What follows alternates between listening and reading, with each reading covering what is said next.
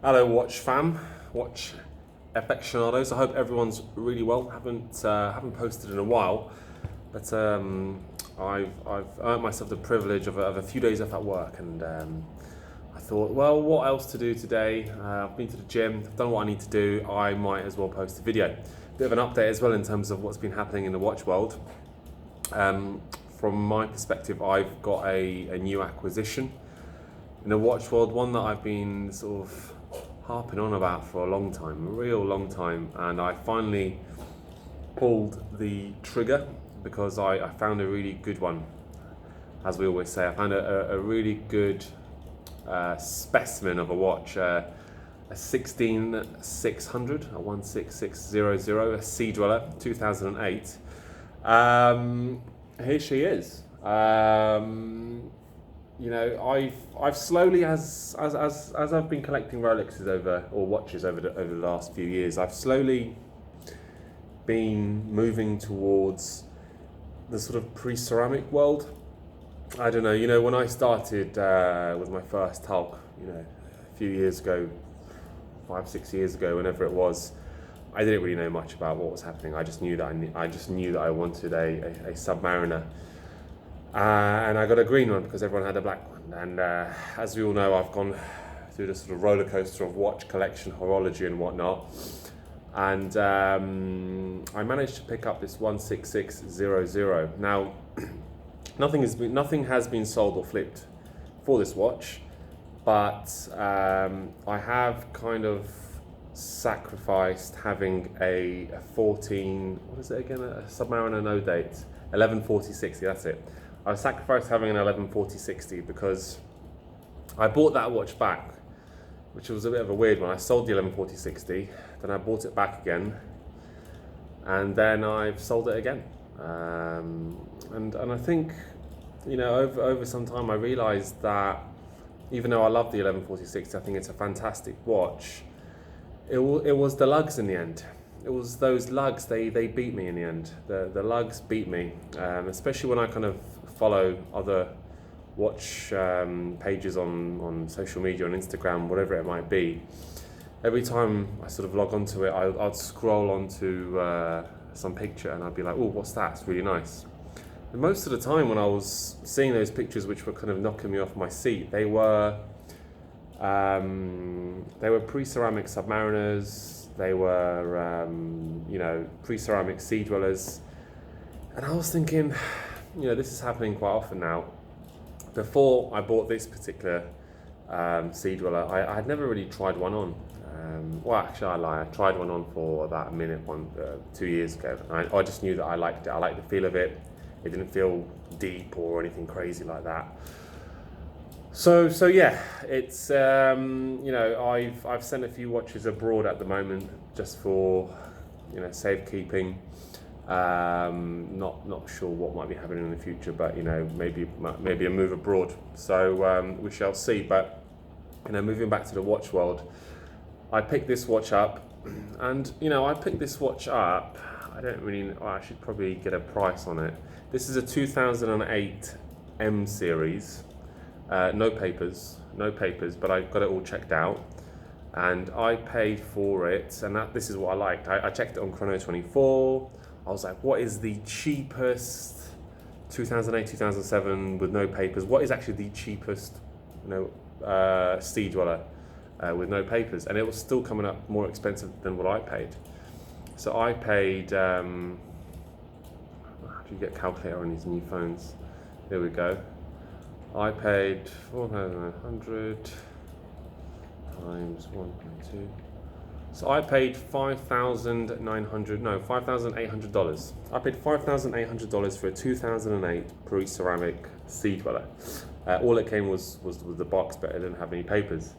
And I actually thought that this was new old stock when I first got it, or I thought it had been recently new old stock, because the bracelet on this thing is in tremendous condition. Not only in regards to flex, but looking at the bracelet, there are no scratches whatsoever. It is perfect. When I went to Rolex to get it sized up and get it adjusted. Rolex or the AD said to me, "Oh, have you just bought new old stock, or is it just been in the safe for the last few years?" And I said, "No, it's a used watch," and he was surprised. So it's never been polished. Saying that, it has got maybe minor hairline marks here and there if you really look on the side chassis. The bezel twists well, rotates nicely. You know, the clasp. I like the clasp on these ones. I love the new bracelets, the new Oyster bracelets on the Rolexes. You know, with the glide lock and everything. But I've never liked just the simple sort of featureless clasp on the new watches. I like this. There's a bit of character here. It's a bit of continuity from the bracelet going around the whole wrist. It's why not? I mean, why not just carry that on? It looks really nice. And another thing about the new clasps is that they're bloody scratch magnets. I mean, you know someone who even just types a lot on a keyboard. It's just like you pick up scratches from that, which is really frustrating.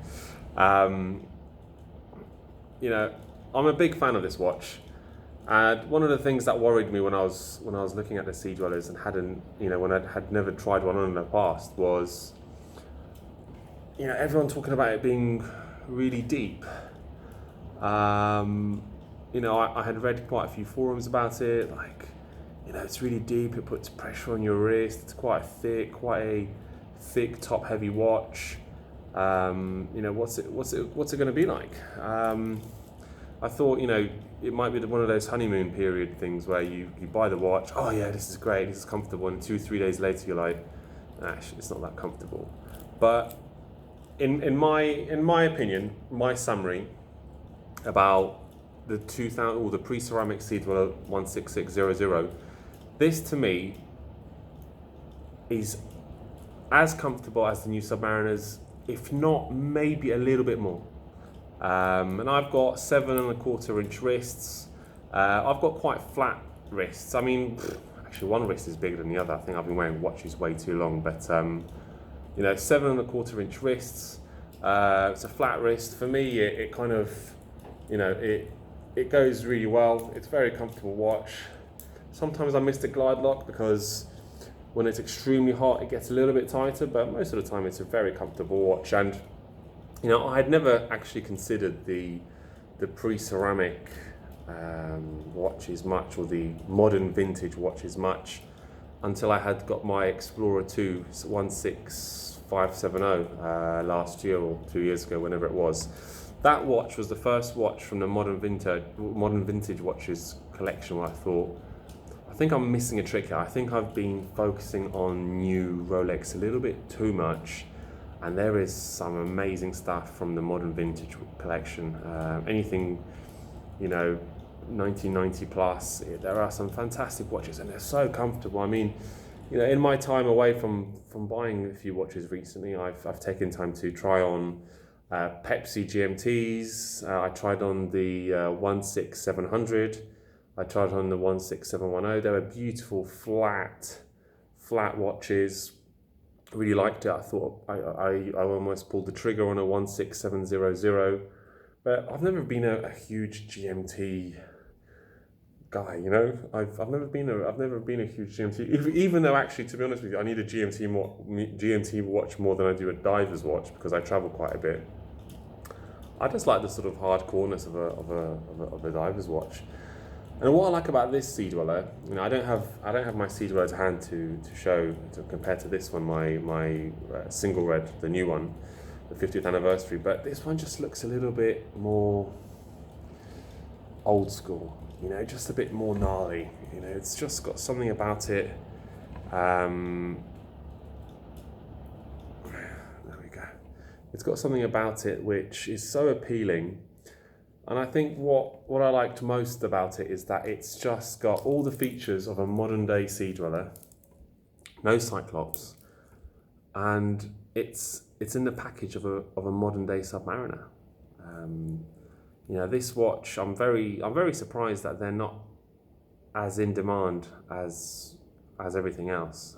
I think, you know, just like the Polo 16570 Explorer 2. You know, these will start to creep up. They actually are creeping up. Really good conditions of these are creeping up. I was happy to buy this watch with no papers because I was looking for a watch which I was going to be sure that I'd probably never sell. I've said that about several watches which I did sell, but you know, I think looking at some of my previous videos, I was getting a bit tired of Rolex in regards to buying a watch and then that watch being worth 130% of its original value, 140%, and then you considering flipping it and then it's slowing down your enjoyment, shall I say, coefficient or factor of the whole timepiece. So I just wanted a watch which held its bloody value. That's it. I don't want profits. I don't want to be selling it and then, you know, I don't need to. I don't want to. And people will say, oh, well, if you don't need to, then don't worry, just buy a normal sub. And the thing is, I'd rather just cash in on the market going crazy. You know, I've got investment blood running in me. You know, I'm not going to just sit there and go, oh yeah, well, if that's what it is, if that's the market value, and there's people running around like headless chickens wanting it, I'll make a buck of it. You know, that's it. You know, I don't really care. But this Sea Dweller, I got it for a really good price. I'm fortunate enough that the Middle East isn't really a great market platform for pre-ceramics. You know, it's okay for super vintage stuff, but in terms of modern day vintage, the Middle East is just not good, man. People here, they have a bit of a different mentality. You know, even a Submariner no date is viewed here as an inferior watch. It's viewed here as the lower option. It's viewed here as the Golf diesel instead of the Golf GTI. Because they're like, no, it's got no date, it's the lowest spec. They don't have the sort of thinking where, oh no, it's more symmetrical, it's more beautiful. There are people who don't like the Cyclops. And this is what I've generally picked up from living in the Middle East now for 8 years. There are people, of course, who understand it, who live here and go, no, I just want a more symmetrical watch. But the no date is always an example, because you look at the used market here, or not the used market, the sort of secondary grey market. And, you know, usually I think in the UK, the Submariner date goes for about £1,000 more than the no date, approximately. But on the secondary market, in a grey market, I think it only goes for an extra £500. So that's whole Cyclops date thing gets a little bit watered down. But anyway, I don't want to bounce off on a tangent. More about the Sea Dweller. So now I've been looking at this Sea Dweller for ages. I live in Dubai, and there was a Sea Dweller in Abu Dhabi, which is some rando place.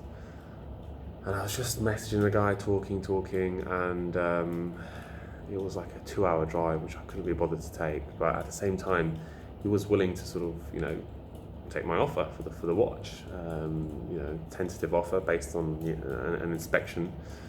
So I drove to him, and you know, he was excited. He was showing me his Submariner no date pre-ceramic as well. He's just like, I said, why are you selling it? He's like, I just want to buy a date just. I just want to have a date just of some sort. I was like, what about the new stuff? He's like, I don't like the new stuff. He's just he was a pre-ceramic type of guy. He just likes his pre-ceramic watches, and I agree. That's why I was looking at a pre-ceramic Sea Dweller. So I picked it up. And I inspected it for some of the clear, obvious signs of a fake versus a good. You know, I judged it based on meeting him, meeting his son, his family were in a public place. Sometimes you just can't go to an authorized dealer with someone who's selling you a watch here and go, oh, Mr. Authorized Dealer, can you verify? You just cannot. So I bought the watch. I inspected it for certain things, just like, you know, for the dial, the laser etched crown, the feel of the the steel, what is it, 914L steel or 904L steel, just how the 3135 feels. These little things, when you've had enough of these watches, you know. I went to Rolex. I got it, obviously, you know, just checked the case back and then whatever. But yeah, so I picked it up. He took the price, and I've been super happy since. I've been wearing it non-stop. The only thing I've noticed is that I'm going to need to service it soon. It's definitely going to need a service. It's losing about 12 seconds a day, which isn't that much, but actually after about a week, your watch is kind of a minute fast. So I need to kind of book it in. At the moment, I'm choosing an official Rolex service, which is here, which takes quite long actually. Or I'm going to go to a sort of an independent watch place which specialises in vintage watches, and they got their own Rolex guy. Everything they do it. It'll probably be about £500 plus or minus 10%, wherever it might be. But it's a sort of 3-week turnaround, and warranty as well. I don't really think I'll go down the Rolex route just because I can't be bothered to wait that long. But that's the only thing it needs at the moment. It needs a service. It's an 11-year-old watch. I love the lugs. It looks round. There was a guy at work who obviously has a Submariner date, and he was like, "Oh, I like your Submariner date." I was like, "It's not a Submariner date." He's like, "What?" He's a thinner guy. He's got a smaller profile. And I've always said to him his Submariner date is a little bit big on his wrist, but he maintains that he's just started going to the gym so he can pull it off. So he tried on I said, try this one on. He tried this one on, and he's like, you know what? It's so much nicer. Like, I was like, do you know why? He's like, I don't know why, but it's just nicer and smaller, and it just feels more comfortable. I was like, look at the lugs for as an example. Like the bracelet feels a little bit different, and all these types of things. He was like, yeah, it does look more round. He comes into work 2 days later wearing some Tag Heuer. I was like, where's your sub? He's like, I'm selling the sub. I was like, why are you selling the sub? He's like, I just want to get something a bit smaller. You were right. And that's because he tried on the SD, the Sea Dweller. He just really liked it. He just liked the whole profile of it, the elegance. His Submariner date, he was always sort of shaking his wrist because it was stuck here, there. It was always a little bit big on him. And the Submariner dates, the new ones, or the new Submariners, they are slightly larger watches. They're still fine for me, but for the average person, for the average Joe, they're still, from my feedback or the feedback I've gotten from a lot of people I know in the watch world, they still find it a little bit cumbersome, a little bit big. So yeah, I mean, it's been a bit of a journey, this whole watch thing, but I'm kind of slowly exiting it now. Let's say, even if Rolex gave me a call about something, we have this, I'd probably just buy and flip, because whatever, let the market sort itself out. I'd buy and flip. I'm not really looking to acquire any more watches. I feel that I'm covered on what I need, and turns out I've become a Sea Dweller man. The Sea Dweller 50th anniversary and the Sea Dweller pre-ceramic, and the only thing from the Submariner world that will stay with me is the Hulk. That's pretty much about it. The other box queen stuff, I'm not really interested in, just box queen stuff. But yeah, guys, I mean, I've watched quite a few videos on the 16600. It's so difficult to obviously try a watch on which is a discontinued model. You have to really kind of look around and be sure, and all you're doing is reading people's opinions and reading people's comments and saying this is better, that's better, no, but this is better, no, but it's worse. And sometimes you just got to go for it and just see, okay, well, let's see what else is out there. And I think what I like about this watch is that it's like the hardcore Sea Dweller in a modern Submariner package, in terms of weight, in terms of even the thickness of it. People, for instance, on forums would say, oh, it's a very top heavy watch, it's thick, it's this amount of millimeters, which always kind of put me off it. And I was like, oh, I need to try this on, and I tried it on, and it's got a little bit of a belly at the bottom, but I think I've been wearing watches so long that my wrist here has developed a bit of a dip anyway, so it just slots into that, which is quite funny. Definitely compared to my right wrist, this just, I think my wrist is just like, no, this is the watch wrist, so you can put your case backs on this bit. But I just think it's a really cool watch. I mean, I'm really happy with it. I've adjusted it once or twice because I've been a bit unsure which size, but now I've definitely stuck on a size. It's got the diver's extension. Yes, the clasp feels thinner and all that compared to the new Rolexes, but it's not like there was ever a sort of an error or a big problem with the previous clasps. The new Rolex clasps are definitely superior, but because of their superiority, are they now too heavy? Are they now over-engineered? It's never a bad thing to over-engineer, but with that comes weight, right? The helium escape valve, I'll probably never use. Well, I'll definitely never use that in my whole life. But it's just I think it's a fantastic watch. It's just so elegant and nice. I didn't really do enough research on this watch in terms of other kind of historical details to bring up in this video. I didn't really have time. I just quickly got back from the gym today, had my protein shake, and I thought I'd just talk watches. But guys, let me know what you think. I think I've covered enough detail. One more thing maybe is, over years I've decided that I don't really like the Cyclops. I don't want it as much as I used to. It used to be that defining feature of a Rolex, that the Cyclops. But what I like about this is that it has a date. I like to have a date. I really do like to have a date. And with the Submariner no date, I did sacrifice a little bit, but it was worth it. But I like to have a date. What's nice about this is, if you just quickly look at it, the date window, yes, it's quite small, but it's kind of, the same size as the Baton at 9, and there's no Cyclops, and it kind of keeps that Submariner no date beauty about it, symmetrical thing going. But it's got a date, and it's just it's the more hardcore version of the sort of the Rolex diver watches. So like I say, very happy with this. Picked it up at a very good price. I'm really excited about this watch. I think the next thing I'll be doing is servicing it. Probably going with an independent or Rolex. I'm still deciding. But thanks very much for watching. And if you've got any interesting, constructive comments, leave it below, and I'm sure I'll get back to it. And then other viewers will put their input in as well. Thanks very much. Bye.